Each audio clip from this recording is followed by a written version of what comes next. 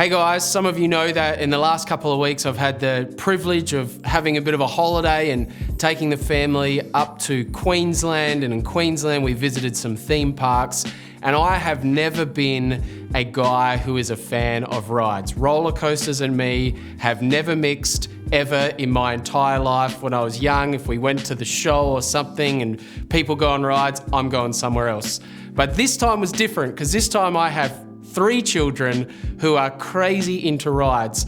And so I was going to try and avoid those rides, and then my eldest son, who's 11 years old, went with his mother and hit a massive, what they call a hyper coaster, which is a 51 meter climb into the air and then just a drop and then all sorts of crazy. And I'm trying to avoid that. And he comes up to me after doing this ride with a huge smile on his face, and he says to me, "Daddy, you don't have to be afraid. I will go with you."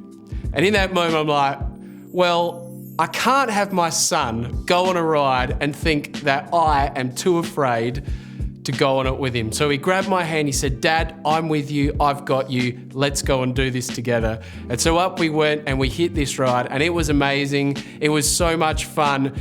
But that feeling as you're sitting in that chair and as you're going higher and higher and higher into the air, and as you come over the crest of that roller coaster about to drop down, is unlike anything else. And in that moment, you are putting all of your faith in a harness and on a track and wheels that this thing is not going to come loose. And it's got me thinking about, in the last couple of weeks, this connection between fear and faith. You see, on that roller coaster, as I'm sitting there with my son climbing up, I was full of fear. I was terrified about what was about to unfold. And yet, I did it because he was assuring me that I could have faith in the system. I could have faith in the track. I could have faith in the cart that I was sitting in the harness that was sitting on me. Faith developed by those who had gone before us, who hadn't fallen out but had had an amazing time.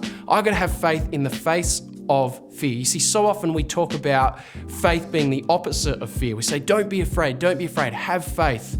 But I actually don't think that's what the scripture teaches. I think what the scripture teaches time and time and time again is that we are going to face things in life that are bigger than us, that are challenging for us, that are beyond us, that we cannot do in and of our own strength. But God calls us in the midst of that, knowing that this thing is huge, but that He's got us. He calls us to trust Him. Think about Joshua, as God says, be strong and very courageous. He's calling Joshua to be a man of faith, to be, where does the courage come from? The courage comes from faith in who God is. You know, in Genesis 15, God comes to Abraham and He's making a covenant with him, and He's calling him out. He's saying, hey, I want you to have faith to follow me into the unknown. I'm taking you to a place you've never been before. And He says this to him in chapter 15, verse 1. He says, after this, the word of the Lord came to Abraham in a vision. Do not be afraid, Abraham. I am your shield, your very great reward. In Ephesians 6, when Paul is talking to the church about faith and the armor of God, and he says, he calls us to stand firm with the belt of truth buckled around our waist, with the breastplate of righteousness, with feet fitted with the readiness that comes from the gospel of peace. And in addition to all of this, take up the shield of faith, with which you can extinguish the flaming arrows of the enemy. Now God says, I am your shield, your very great reward. Paul says, take up the shield of faith in the face of difficulty, in the face of trial, in the face of fear. Take it up. Don't give in to fear is what God is saying, but have faith. Not in me and my ability. No, have faith in Him, because He is our shield. Take up that shield. Take up the nature of God, the character of God, the honesty and the truthfulness of God. The fact that God has been there before, that He has come through before, and He will come through again. So I don't know what it is that you are facing today. I don't know what roller coaster life has you on, what challenges you face. Maybe you're in a great moment, or maybe you feel like you're peering over the edge of something and you don't know if you're going to make the drop. I don't know what you're going through, but what I do know is that our God is able, that our God is true to his word, that he is our shield and our very great reward. And because of that, we can step forward. We can say yes to him. We can jump on the ride of life with God and know that he is faithful. And so we can have faith in him. I want to encourage you today, whatever's going on, put your trust in God. Have faith in him.